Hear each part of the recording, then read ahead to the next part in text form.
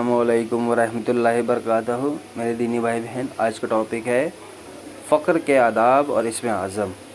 ये बड़ा एक लंबा टॉपिक है, हम इसको पार्ट में डिवाइड करेंगे इंशाअल्लाह, और हमें समझ में आएगा कि इन पार्ट्स को जब हम रेगुलर देखेंगे, हम वन बाय वन, तभी हमें समझ में आएगा कि मैं क्या कहना चाहता हूँ और क्या समझाना चाहता हूँ आपको। फ़क्र के आदाब और इसमें आज़म। हर चीज़ की तरह फ़क्र के कुछ भी अदब है। फ़क्र में सबसे ज़्यादा दो चीज़ों पर जोर दिया गया है। एक तो ये है कि इंसान किसी के सामने सवाल ना करे, दूसरी चीज़ दरअसल बहुत बड़ी वार्निंग है।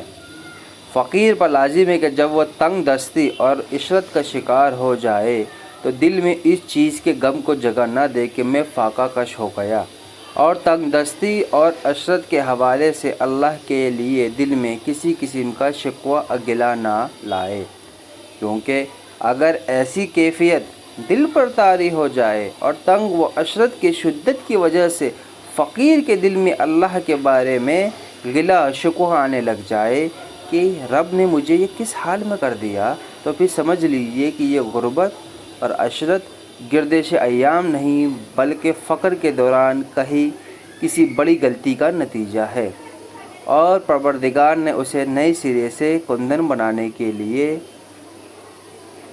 इकट्ठा किया है। राह फ़क्र में अगरचे दस्ते सवाल दराज करने की ममानियत है।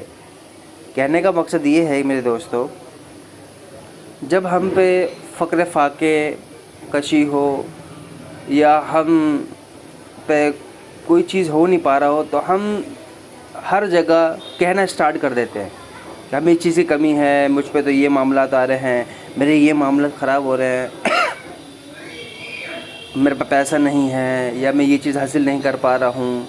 हम अपने यार दोस्त अहलो अयार रिश्तेदार सब जगह गाना स्टार्ट कर देते हैं। तो ये हम सवाल करते हैं उनसे, तो हम किसी सवाल नहीं कर सकते। ये सिर्फ हम अल्लाह से कह सकते हैं, मगर हम गाने लग जाते हैं।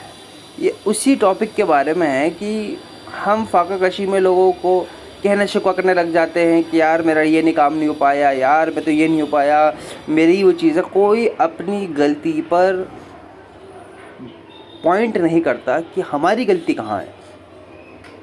हमारी गलती सबसे पहले होती है मेरे भाइयों, मेरी बहनों, ये ध्यान रखिए।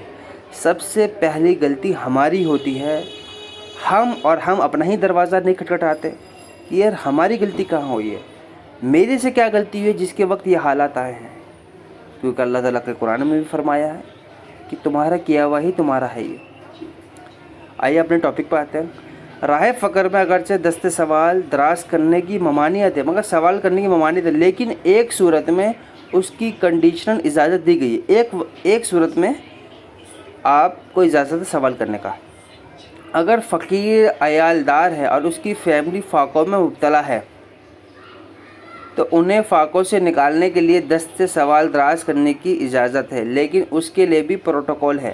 फ़कीर किसी शख्स के पास जाकर बाकायदा ये ना कहे कि मैं तंगदस्त हो गया हूँ, मुझ पर गुर्बत है, मैं फ़ाक़े का शिकार हूँ, मेरी कुछ मदद ही कर दे, बल्कि इसके बजाय इस तरह से अफर्मेटिव टोन में बात करे कि तुम मुझे कुछ देना चाहते हो, या फिर यूँ कह दे कि अल्लाह ताला ने तुम्हें जिस माल पर निगरान मुकर्रर किया है, तुम उस माल में से मुझसे कुछ शेयर करना चाह रहे हो। ये अंदाज़ दुरुस्त है, क्योंकि सवाल से हट कर अफर्मेटिव बात हो जाएगी। सवाल इस अंदाज से करे कि वो सवाल न रहे।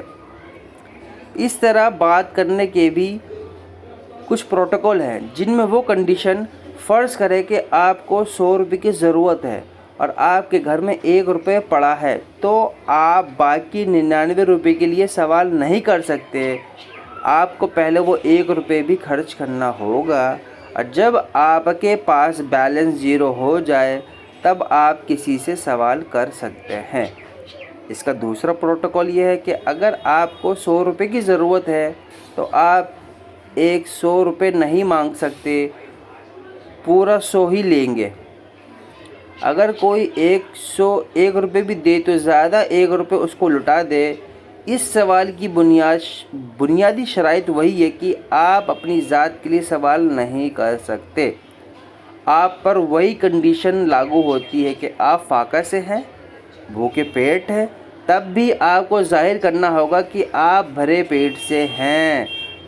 غربت میں خود کو امیر ظاہر کرنا پڑے گا۔ اگر غمگین ہیں تو خود کو خوش ظاہر کرنا ہوگا۔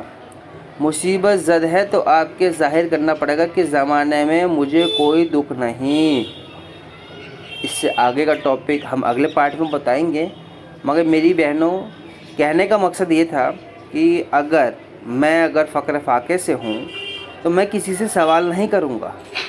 میرے پاس اگر کچھ ہے بھی نہیں، میں اگر بھوکا بھی ہوں تو میں یہی ظاہر کروں گا اپنے اعمال سے، اپنے ظاہری اعمال سے، اپنے چہرے سے کہ میں بہت خوش ہوں، اللہ کا شکر ہے، میرے پہ کسی چیز کی کمی نہیں ہے۔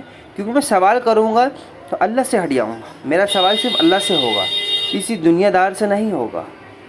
اگر آپ کسی دوسری کی مدد کرنا چاہتے ہیں تو اس کو اس طریقے سے ظاہر کر کے مدد مت کریے کہ میں آپ کی مدد کر رہا ہوں، کچھ اس طریقے سے مدد کر دیجئے، کچھ دوسرا راستہ اپنا لیجئے جس سے اس کی مصیبت ٹل جائے اور آپ کا وہ احسان اس پہ ظاہر بھی نہ ہو۔ یہ چھپا ہے، نہ اس کو پتہ لگے کہ میری مدد ہوئی اور اس کی مدد بھی ہو جائے گی۔ اگر آپ غور سے دیکھیں، اس طرح کی چیزیں ہمارے آس پاس بہت ہے جو میں آپ کو بتا نہیں سکتا۔ آپ خود سمجھدار ہیں، بڑے ہیں ماشاءاللہ سے، اللہ آپ کو ذہن عطا فرمائے ہیں اللہ نے، کیونکہ آپ جب مارکیٹ میں اترتے ہیں کسی چیز کو لینے کے لیے تو آپ کے پاس علم بہت ہوتا ہے، آپ سرچ کرتے ہیں، تلاشتے ہیں، اس کی جستجو میں رہتے ہیں۔ تو آپ ایک بتائیے، اگر کوئی فقر سے ہے، مطلب فاقے سے ہے گھر میں، اور وہ خوددار آدمی ہے اور وہ آپ کو بتا نہیں رہا، تو آپ ڈھونڈ سکتے ہیں، اس کے راستے ہیں، مگر یہ ہمارے میں ہم یہ عمل نہیں کرتے۔ یہاں نہ ہمیں کوئی یہ بتاتا ہے کہ اس طریقے سے کریں، ہم اس سے کوسے دور ہیں۔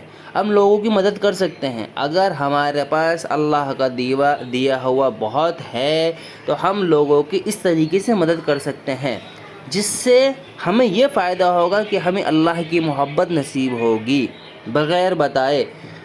اور آپ کسی کو ظاہر بھی نہیں کر سکتے کہ میں نے اس فلاں وقت میں اس فلاں کی میں نے مدد کری ہے، کیونکہ آپ نے جس دن یہ کہا اس دن آپ کو اس کا صلہ مل گیا، آخرت میں کچھ نہیں ہے۔ تو میرے دینی بھائی بہنوں، اللہ تعالیٰ مجھے بھی اور آپ کو بھی اس سبق سے سمجھنے کی، عمل کرنے کی توفیق عطا فرمائے، اور جہاں بھی کچھ ایسے مسئلے مسائل ہوں لوگوں کے ساتھ تو اللہ ہمارے ہاتھ کھلا رکھے اور ہمیں دینے کی توفیق عطا فرمائے۔ السلام علیکم ورحمۃ اللہ۔